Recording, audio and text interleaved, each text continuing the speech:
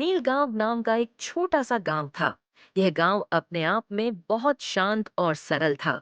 लोग आपस में मिलजुल कर रहते, खेतों में काम करते और त्योहार बड़े धूमधाम से मनाते। लेकिन पिछले कुछ महीनों से गांव में एक मुसीबत खड़ी हो गई थी। गांव में चोरी होने लगी थी। कभी किसी के घर से गेहूं की बोरी गायब हो जाती, कभी किसी के मवेशी की रस्सी कट जाती, तो कभी रात को किसी के आंगन से बर्तन या कपड़े उठ जाते। गांव वाले हैरान थे। गांव चौपाल पर चर्चा, गांव की चौपाल पर लोग इकट्ठा हैं। रामू किसान ने कहा। अरे भाई, कल रात तो मेरे घर से पूरा मटका घी ही गायब हो गया। मैं तो हैरान हूँ कि चोर इतना चालाक है कि किसी को पता भी नहीं चलता। हरिया ने कहा।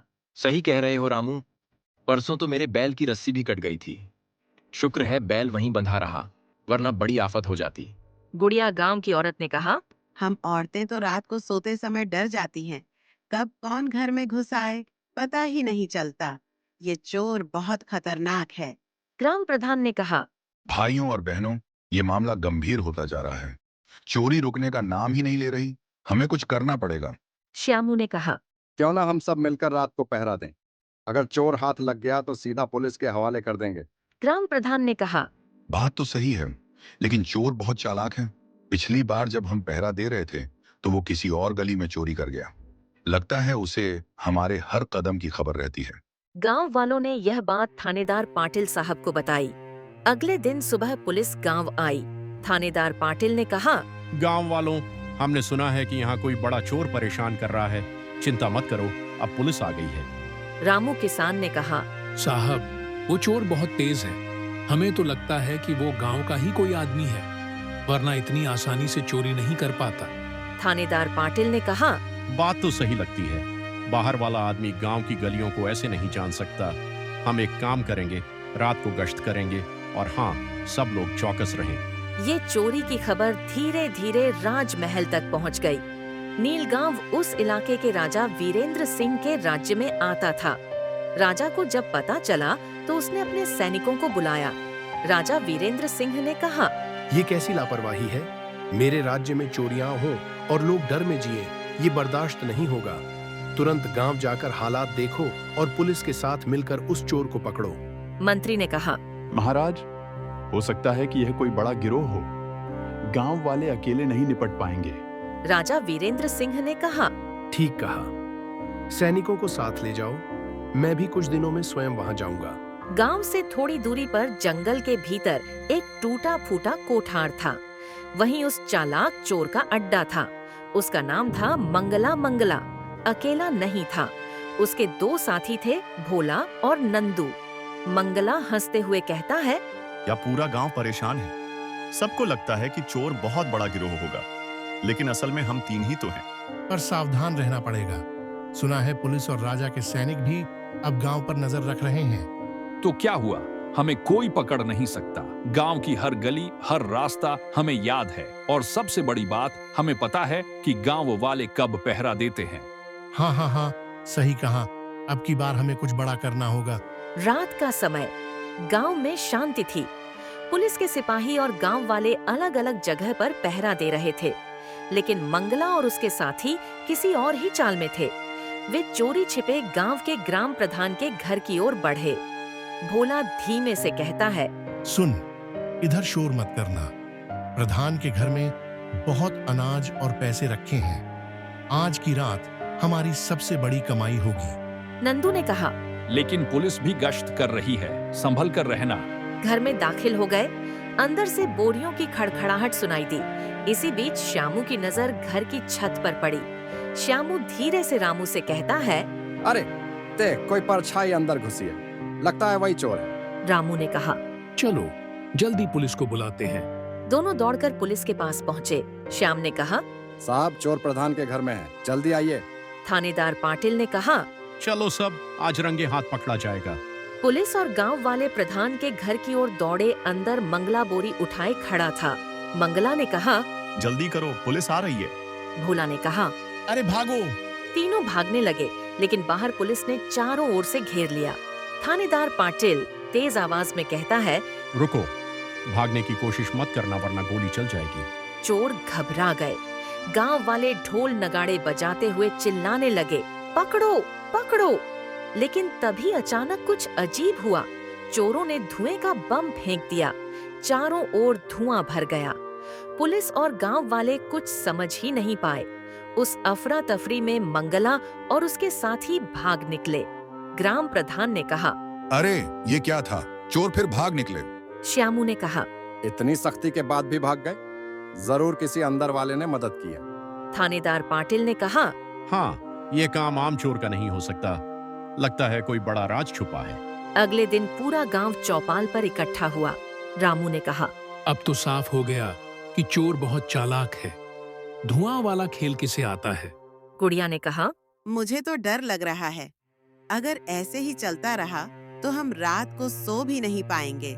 श्यामू ने कहा, मुझे शक है कि चोर को हमारे हर कदम की खबर पहले से रहती है। जरूर गांव का ही कोई आदमी उसका साथी है। ग्राम प्रधान ने कहा, हाँ, ये बात अब राजा तक पहुंचानी पड़ेगी। महल में खबर पहुंची। राजा वीरेंद्र सिंह बहुत गुस्से में आ गए। राजा ने कहा, ये तो मेरे राज्य की इज्जत पर चोट है। चोर को पकड़ना ही होगा। मैं स्वयं गांव जाकर इसकी जांच करूंगा। 3 दिन बाद सुबह सुबह गांव में हलचल मच गई। ढोल नगाड़े बजने लगे। लोग दौड़ते भागते चौपाल की तरफ जाने लगे। हरिया ने कहा, अरे भागो भागो, महाराज आ रहे हैं। रामू ने कहा, सचमुच? वाह, अब तो चोर की खैर नहीं। कुछ ही देर में राजा वीरेंद्र सिंह अपने घोड़े पर सवार होकर गांव पहुंचे। साथ में उनके सैनिक और मंत्री भी थे। राजा वीरेंद्र सिंह ने कहा, ग्रामवासियों, मैंने सुना है कि एक चोर तुम्हें बहुत परेशान कर रहा है। अब तुम्हें डरने की जरूरत नहीं। मैं खुद यहाँ रहूंगा जब तक चोर पकड़ा नहीं जाता।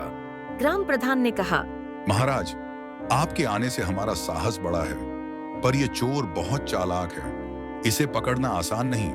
राजा वीरेंद्र सिंह ने कहा, कठिन तो होगा पर असंभव नहीं। पुलिस, सैनिक और गांव वाले सब मिलकर उसे पकड़ेंगे। राजा ने चौपाल पर सबको बुलाया। राजा ने कहा, बताओ, अब तक चोरी कैसे हुई? कौन कौन नुकसान झेल चुका है? रामू ने कहा, महाराज, मेरा घी गया। हरिया ने कहा, मेरी रस्सी कटी थी। गुड़िया ने कहा, मेरे घर से बर्तन गए थे। श्यामू ने कहा, महाराज, मुझे लगता है कि चोर को हमारे पहरे की खबर पहले से रहती है, यानी वो गांव का ही कोई है। हरिया ने कहा, क्या हमारे ही गांव का कोई? ये तो बहुत बुरा होगा। ग्राम प्रधान ने कहा, ऐसी बात सबके सामने मत बोलो, ये शक का माहौल बना देगा। राजा ने कहा, नहीं प्रधान जी, श्यामू की बात सही भी हो सकती है। चोरी इतनी आसानी से बाहर वाला नहीं कर सकता। थानेदार पाटिल ने कहा, महाराज, हम एक चाल चल सकते हैं। गांव में नकली सामान रखवाते हैं और छुप कर पहरा देते हैं। अगर चोर आया तो सीधा जाल में फंस जाएगा। राजा ने कहा, अच्छा सुझाव है, लेकिन ध्यान रहे किसी निर्दोष पर शक न जाए। श्यामू ने कहा, महाराज, अगर आपकी आज्ञा हो तो मैं भी इस जाल में मदद करना चाहूंगा। राजा ने कहा, ठीक है, तुम्हारी हिम्मत की सराहना करता हूँ। जांच शुरू होते ही गांव वाले आपस में बहस करने लगे। हरिया ने कहा, मुझे तो लगता है चोर वही नंदू होगा। वो हमेशा अंधेरे में घूमता है। गुड़िया ने कहा, नहीं नहीं, मुझे तो भोला पर शक है। हर बार चोरी के बाद वो गायब हो जाता है। रामू ने कहा, अरे, तुम लोग ऐसे ही एक दूसरे पर शक मत करो। असली चोर बहुत चालाक है। श्यामू ने कहा, हाँ, जब तक सबूत न मिले तब तक किसी पर उंगली उठाना बेकार है। जंगल के कोठार में मंगला और उसके साथी चिंतित बैठे थे। भोला ने कहा, अरे भाई, अब तो राजा खुद गांव आ गया। अब क्या करेंगे? अगर पकड़े गए तो सीधा फांसी हो जाएगी। डरो मत, राजा आया है तो क्या हुआ? मुझे एक और बड़ा मौका दिख रहा है। सबकी नजर गांव पर है, कोई हमारे अड्डे पर नहीं आएगा। अब की बार हम सीधे राजा के तंबू से चोरी करेंगे। क्या, राजा से चोरी? हाँ, अगर ये काम हो गया तो पूरे राज्य में हमारा नाम हो जाएगा। पुलिस और गांव वालों ने प्रधान के घर में नकली सोने चांदी के बर्तन और अनाज रख दिया। बाहर से देखने में असली लगते थे। थानेदार पाटिल ने कहा, सब लोग छुप जाओ, जैसे ही चोर आएगा पकड़ लेना। गांव वाले पेड़ों और घरों की छतों पर छिप गए। राजा भी पास ही बैठे सब देख रहे थे। आधी रात को धीरे धीरे 3 परछाइयां प्रधान के घर के पास आईं। वही मंगला और उसके साथी थे। यही मौका है, सब सो रहे हैं। वे अंदर घुसे और नकली सामान उठाने लगे। तभी श्यामू ने राजा को इशारा किया। महाराज, चोर अंदर घुस गया। राजा ने कहा, ठीक है, सब तैयार रहो। जैसे ही चोरों ने बोरियां उठाईं, अचानक दरवाजा बंद हो गया। चारों ओर से सैनिक और गांव वाले निकल आए। गांव वाले चिल्लाते हुए पकड़ो, पकड़ो। भोला ने कहा। अरे, फंस गए। नंदू ने कहा। अब क्या करेंगे? वे भागने की कोशिश करने लगे, लेकिन इस बार रास्ता बंद था। पुलिस ने उन्हें घेर लिया। थानेदार पाटिल ने कहा। अब भागने की कोशिश मत करना, हथियार नीचे डालो। असली सच का खुलासा गांव वाले चोरों को देखकर दंग रह गए। हरिया ने कहा। अरे ये तो मंगला है। गुड़िया ने कहा। और ये भोला नंदू भी, ये तो हमारे ही गांव के आदमी हैं। ग्राम प्रधान ने कहा। तो श्यामू सही कह रहा था, चोर हमारे ही गांव के निकले। राजा ने कहा। नीच लोगों, तुमने अपने ही गांव को लूटकर बदनाम किया। शर्म आनी चाहिए तुम्हें। मंगला ने कहा। महाराज, हमसे गलती हो गई, गरीबी ने मजबूर किया। भोला ने कहा। हमको माफ कर दो। वे गांव वाले गुस्से में नहीं, इनको सजा मिलनी चाहिए। इन्होंने हम सबको डर और शर्म में डाल दिया। राजा ने कुछ देर सोचा और फिर कहा। कानून के हिसाब से तुम्हें कड़ी सजा मिल सकती है, लेकिन मैं तुम्हें एक मौका दूंगा। अगर तुम सचमुच सुधरना चाहते हो तो गांव की सेवा करनी होगी। ग्राम प्रधान ने कहा। महाराज, हम इन्हें मौका देंगे। ये लोग खेतों में काम करें, गांव का काम संभालें और चोरी का रास्ता छोड़ें। गांव वाले हाँ हाँ सही है। राजा ने कहा। ठीक है, लेकिन याद रखना, अगर फिर कभी चोरी की तो सख्त सजा मिलेगी। गांव में खुशी, गांव वाले ढोल नगाड़े बजाकर खुशी मनाने लगे। रामू ने कहा। अब तो चैन की नींद आएगी। गुड़िया ने कहा। हाँ, अब बच्चों को भी डर नहीं रहेगा। श्यामू ने कहा। देखा, मिलजुल कर काम किया तो चोर भी पकड़े गए। राजा वीरेंद्र सिंह ने कहा। याद रखो गांव वालों, एकता में ही शक्ति है। जब तक तुम सब एकजुट रहोगे, कोई चोर तुम्हें परेशान नहीं कर सकता।